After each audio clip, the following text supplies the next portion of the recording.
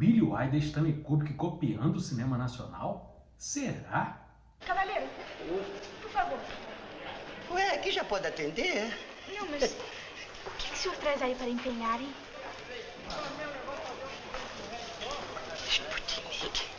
Olá, eu sou Edu Schneider do Cashback e hoje nós vamos voltar ao cinema nacional, especificamente ao ano de 1959, para falar de O Homem do Sputnik, dirigido por Carlos Manga e produzido pelo estúdio Atlântida. A Atlântida, que começou a produzir filme lá em 1941, fez diversos musicais, era a especialidade no início, era muito criticado pelo pessoal do cinema novo por imitar demais o cinema norte-americano, mas o filme já é no finalzinho ali da Atlântida, que durou só até 1962.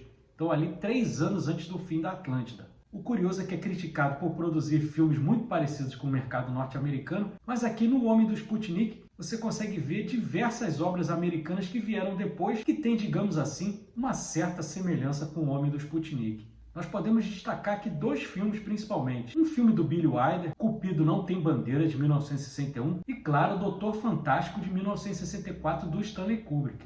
A gente não pode dizer que é uma cópia, mas que os filmes guardam uma grande semelhança, isso guardam. O elenco desse filme também é de excelência. Nós temos interpretando o personagem principal, o Anastácio, a grande estrela junto com o grande Otelo da Atlântida, que é Oscarito. Nós temos a querida Zezé Macedo, que todo mundo vai lembrar lá da escolinha do professor Raimundo, fazendo a Dona Bela, interpretando a esposa do Anastácio aqui, a Cleci. Temos outra grande estrela da Atlântida, o Sil Farney, interpretando o Nelson. Engraçado que o Sil Farney foi um dos responsáveis por levar o Carlos Manga para a Atlântida. Temos também a namorada dele, a Dorinha, interpretada pela Neide Aparecida, ela mesma.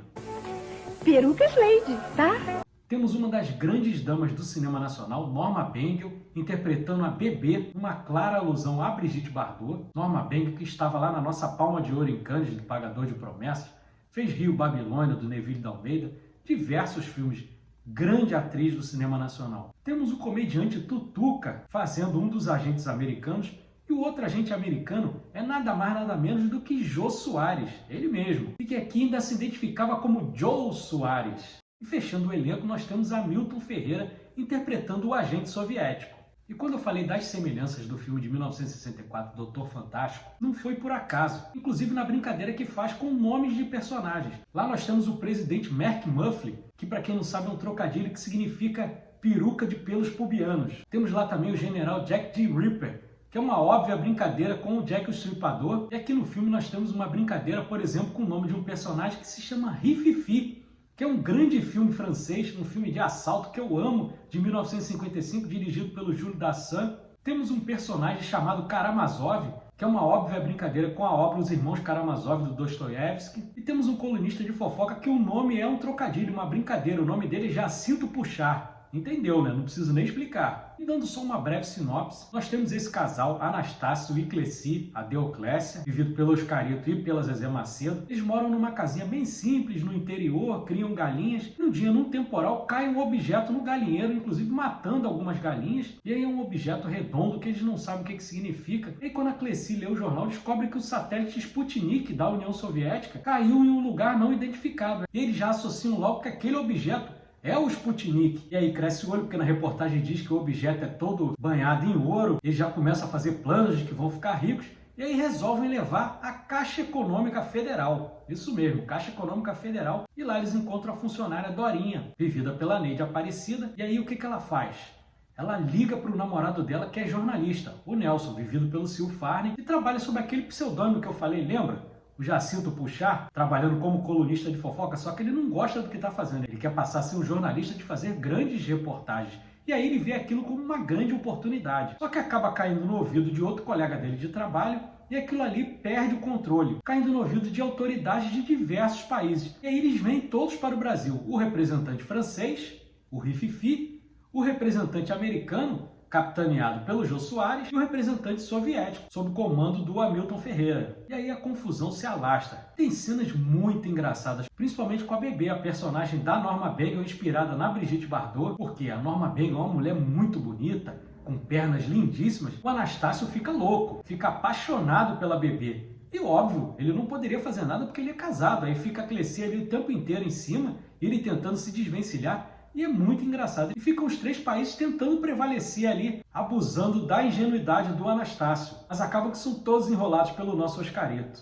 E não é só direção e elenco que são bem afiados nesse filme. A trilha fica a cargo de Radamés Inátali, um dos maiores arranjadores e pianistas do Brasil, grande músico brasileiro. O roteiro desse filme é um ponto altíssimo. Além dessas brincadeiras com os nomes, tem uma hora que eles fazem brincadeira, por exemplo, com a cortina de ferro. O pessoal aí mais novo talvez nem lembre o que é cortina de ferro, mas aí só dando um preâmbulo aí para o pessoal relembrar. Cortina de ferro é um termo que se cunhou na época da Guerra Fria, que era como se fosse uma barreira ideológica dividindo a Europa em dois lados. A Europa Ocidental, que ficava sob o comando dos Estados Unidos, países capitalistas, e os países do leste europeu, Hungria, a antiga Iugoslávia, Romênia, que eram comunistas, que ficavam do lado da União Soviética. E aí tem uma hora que o Anastácio está com a bebê atrás de uma cortina. E aí o representante soviético, para tentar ganhar alguns pontos com a Cleci, ele fala o que está acontecendo ali atrás da cortina. E aí vem o personagem do Jô Soares, o representante americano, e fala: tudo que está atrás da cortina é mentira. Obviamente fazendo uma clara alusão à cortina de ferro.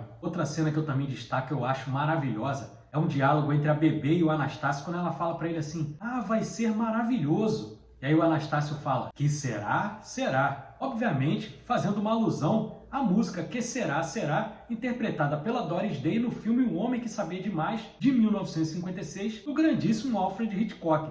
Música, inclusive, que ganhou o Oscar. E o filme termina de uma forma muito hilária. No final eles descobrem que não era Sputnik coisa nenhuma, que aquilo ali era a bola de um para-raio. E ali, já pertinho de subir os créditos, quando Anastácio e Cleci estão voltando para casa, tem um outro estrondo. Eles voltam ao galinheiro, acham que novamente a bola do para-raio caiu, olham para cima, nada, a bola do para-raio está ali. E aí parece que realmente caiu o satélite Sputnik no galinheiro deles. Só que aí eles falam: não, foi muita confusão, deixe isso para lá, não vamos continuar com isso. Aí o filme acaba num ponto altíssimo. Eu amo O Homem do Sputnik. E aí eu dou risada quando tem gente que diz que o cinema nacional não é bom. Eu lembro logo de O Homem do Sputnik e de diversos outros filmes que a gente tem com uma diversidade grandíssima. Filmes que, se você não pode dizer que inspiraram diretamente a filmes norte-americanos, que o pessoal cultua, mas não tem jeito. Nós fizemos primeiro. Se tem alguém que imitou, foram eles. E é isso. Mais um filme nacional aqui no Cashback.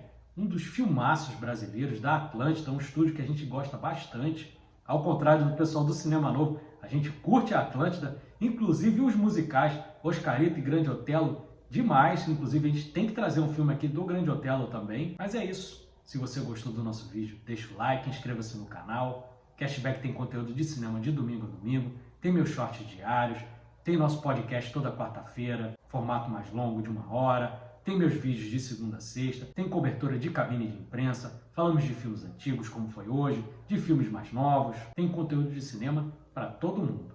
Muito obrigado a você que ficou até aqui, grande abraço e até a próxima. Valeu!